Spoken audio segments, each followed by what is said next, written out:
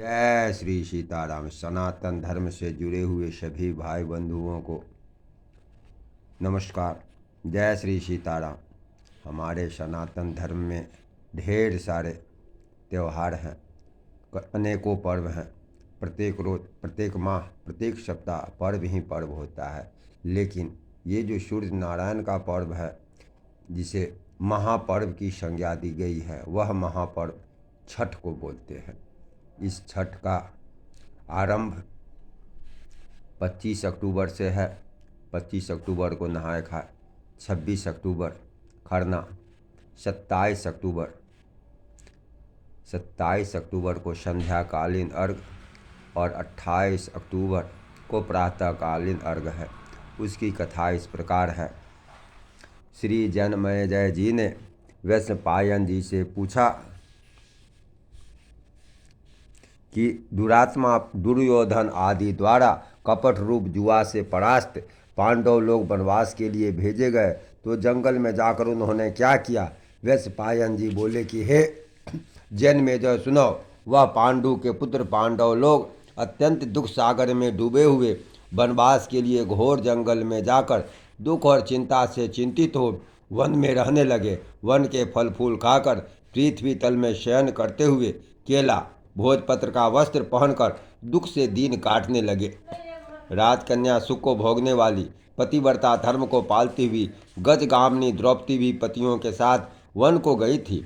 जिस स्थान में द्रौपदी सहित पांडव लोग थे, वहाँ पर वे ब्रह्मवेत्ता तपोरूप 88,000 मुनि लोग जा पहुँचे।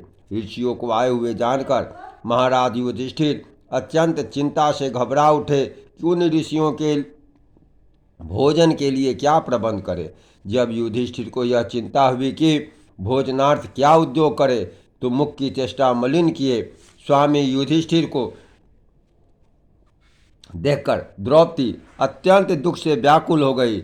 उसी क्षण द्रौपदी निज पुरोहित महाराज धम्म को पवित्र आसन पर बैठाकर प्रदक्षिणा पूर्वक नमस्कार करके आंखों में आंसू भरकर कुल धर्म रक्षिका द्रौपदी प्रेम पूर्वक गदगद वचन बोली, हे धौम्य, हे धौम्य, हे महाभाग, इन दुखित पांडु पुत्रों को देखो।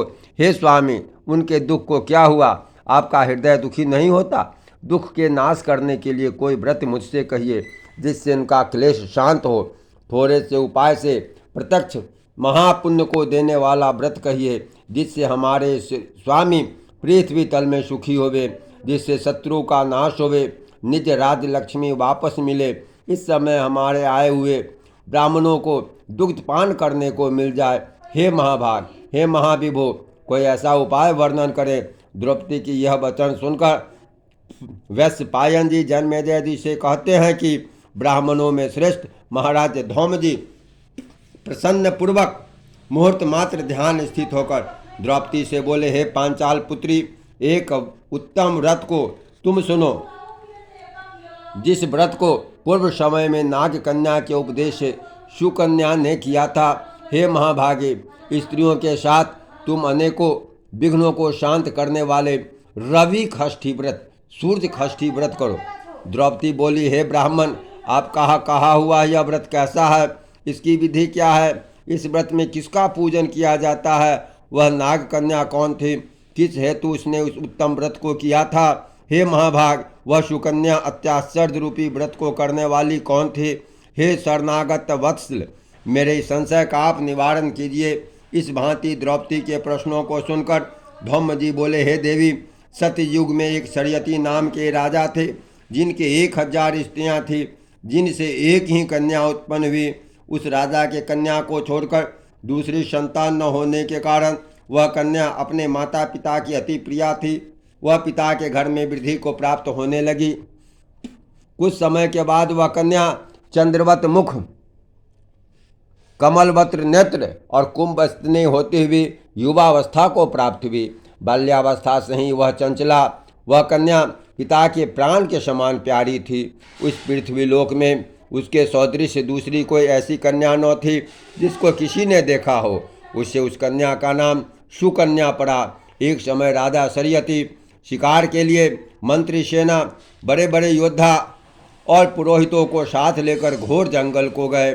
शिकार खेलने के निमित्त राजा को जंगल में वास करते हुए 10 दिन व्यतीत हो गए। राजा शरीयती दिन में शिकार खेलकर रात्रि में स्त्रियों के साथ क्रीड़ा करते हुए जंगल में रहने लगे। एक समय सखियों के साथ सुकन्या फूल लेने के निमित्त जंगल में गई। वहाँ पर च्यवन मुनि का आश्रम था। सुकन्या ने मुनि की दीमक लगी देह को देखा। क्या देखती है, मिट्टी के मध्य में मुनि के दोनों आँख जुगनू की भांति चमक रहे हैं। उसने विस्मित होकर दोनों आंखें फोड़ दी। तब तो मुनि की आंखों से आंसू की धारा बहने लगी। वह चकोराक्षी सुकन्या फूलों को लेकर सखियों के साथ घर को चली आई। च्यवन मुनि की आंखें सुकन्या द्वारा जो फोड़ दी गई, इससे राजा और सेना का मलमूत्र आदि सब बंद हो गया और सभी हाहाकार करने लगे। जब 3 दिन और 3 रात्रि व्यतीत हो गई तो व्याकुल होकर अपने पुरोहित से राजा ने पूछा, हे मुनिस्तम, किस हेतु हमारा मलमूत्र बंद हो गया, सो आप दिव्य दृष्टि से देखकर कहिए। श्री पुरोहित जी बोले, हे राजन, भार्गव वंशी च्यवन नामक एक ऋषि इसी जंगल में घोर तपस्या कर रहे हैं, जिनके शरीर में दीमक लगकर मांस खा गए हैं और हड्डी मात्र मिट्टी में लिपटी है। हे राजन, आपकी कन्या ने अज्ञानवश उन ऋषियों की दोनों आंखें कांटों से फोड़ दी है, जिससे रुधिर बह रहा है। उन्हीं के क्रोध से यह कष्ट उपस्थित हुआ है। सो हे राजन, आप उनको प्रसन्न करिए, अपनी कन्या उन्हें दे दीजिए। कन्यादान से वह मुनि च्यवन जी प्रसन्न हो जाएंगे। यह पुरोहित के वचन सुनकर राजा शरीयती सुकन्या को साथ लेकर ऋषि के पास गए और जल छोड़ने पर हड्डी मात्र के दर्शन हुए। नेत्रहीन ऋषि को देखकर राजा बोले, हे प्रभु, मेरी कन्या से अनजान में यह अपराध हुआ है, जिससे आपकी ये आंखें फूट गई। हे मुनिवर्ग, आपकी सेवा के हेतु हम अपनी कन्या आपको देते हैं, जिससे आपको कष्ट न हो। राजा के वचन सुनकर ऋषि जी बड़े प्रसन्न हुए। उसी समय राजा शरीयती ने सुकन्या को ऋषि के लिए दान कर दिया। राजा से कन्या पाकर मुनि जी अति प्रसन्न हुए और क्रोध शांत हो गया। तब राजा को मलमूत्र हुआ। सेना सहित प्रसन्नचित राजा अपने देश को गए। सुकन्या नेत्रहीन च्यवन जी की सेवा करने लगी। वह कार्तिक मास में एक दिन जल लाने के लिए पुष्पकर्णी छोटे तालाब में गई, जहाँ पर अनेकों वस्त्र आभूषणों से युक्त नाग कन्या को देखा। श्री कश्यप जी के यज्ञ मंडप में सूर्य भगवान का पूजन करते हुए नाग कन्या को देखकर सुकन्या ने धीरे से पास जाकर पूछा, हे महाभागे, आप क्या करती हैं, किस कारण यहाँ आई हैं। सुकन्या के इस वचन को सुनकर नाग कन्या बोली, हे साध्वी, मैं नाग कन्या हूँ, व्रत धारण कर कश्यप जी के पूजन के लिए यहाँ आई हूँ। सुकन्या बोली कि इस व्रत का और पूजा का क्या प्रभाव है, क्या फल है, किस विधि पूजा की विधि क्या है, किस महीने किस तिथि को यह उत्तम व्रत किया जाता है। नाग कन्या ने कहा, कार्तिक मास के शुक्ल पक्ष की षष्ठी को सप्तमी युक्त होने पर सर्व मनोरथ सिद्धि के लिए यह व्रत किया जाता है। व्रती को चाहिए पंचमी के दिन नियम से व्रत को धारण करे, संध्या काल में खीर का भोजन करके पृथ्वी पर सोए, छठ के दिन व्रत रहे, दिन में 4 रंगों से सुशोभित मंडप में भगवान श्री सूर्य नारायण का पूजन करे, रात्रि में जागरण करे, अनेक प्रकार के फल और पकवान आदि का नैवेद्य लगावे और सूर्य नारायण की प्रीति के लिए गीत वाद आदि से गा बजाकर उत्सव मनावे।